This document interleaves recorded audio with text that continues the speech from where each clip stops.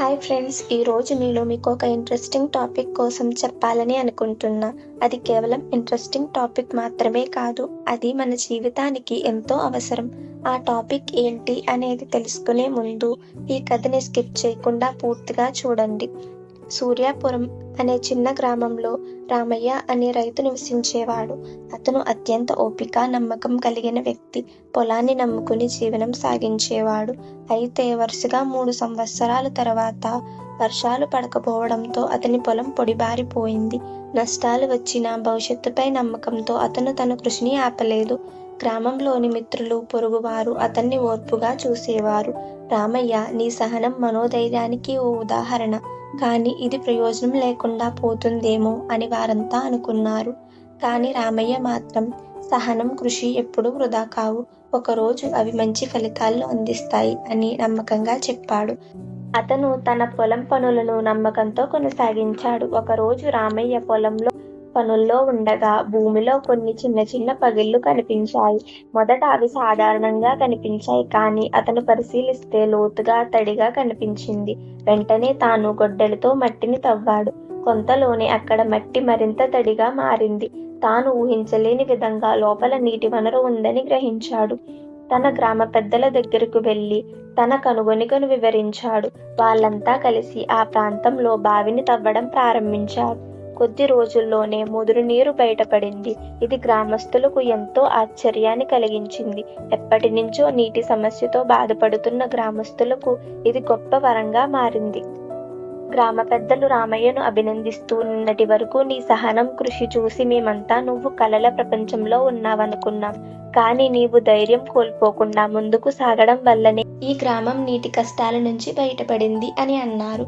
ఇక అందరూ రామయ్యను గౌరవంగా చూసేలా మారారు. ఆ తరువాత రామయ్య జీవితంలో మరెన్నో అడ్డంకులు ఎదురయ్యాయి, కానీ అతను తన సహనాన్ని, కృషిని వదిలిపెట్టలేదు. ఏ పరిస్థితిలోనూ వెనుకడుగు వేయకుండా ధైర్యంగా ముందుకు సాగాడు. చివరికి గ్రామంలోని ప్రజలే కాదు, చుట్టుపక్కల ఉన్న ప్రజలు కూడా అతన్ని ఆదర్శంగా తీసుకున్నారు.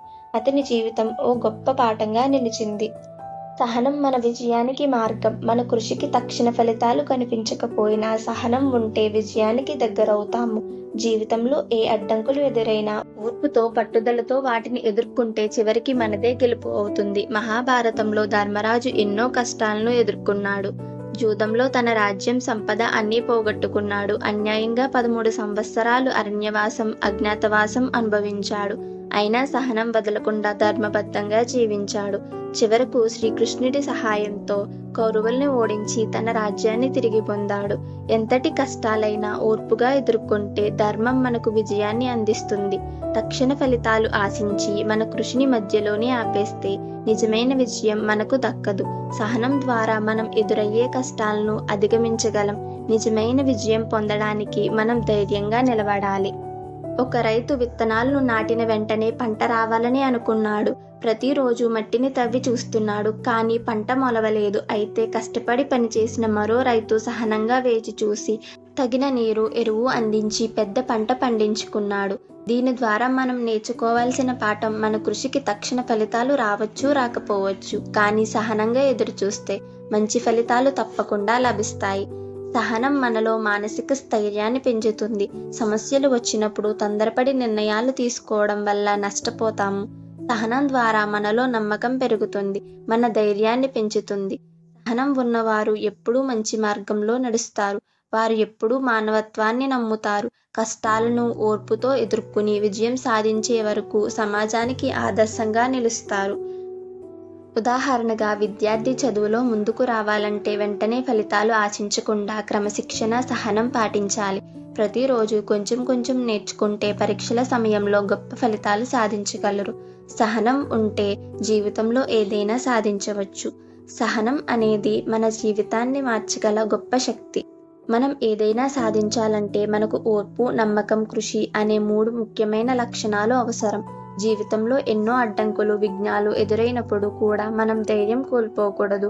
ఎందుకంటే ఓర్పుగా కష్టపడుతూ ముందుకు సాగితే తప్పకుండా విజయం మనదే అవుతుంది. మనం తక్షణమే ఫలితాలు ఆశిస్తే నిరాశ తప్పదు, కానీ సహనంతో కృషి చేస్తే ఆశించిన ఫలితం దక్కుతుంది. కొన్నిసార్లు మన శ్రమకి తక్షణమే ఫలితం కనిపించకపోవచ్చు, కానీ భవిష్యత్తులో మన కృషికి మనకు సత్ఫలితాలు అందిస్తుంది. అంతేకాకుండా సహనం మన మనస్సును నిశ్చలంగా ఉంచే శక్తిని కలిగి ఉంటుంది.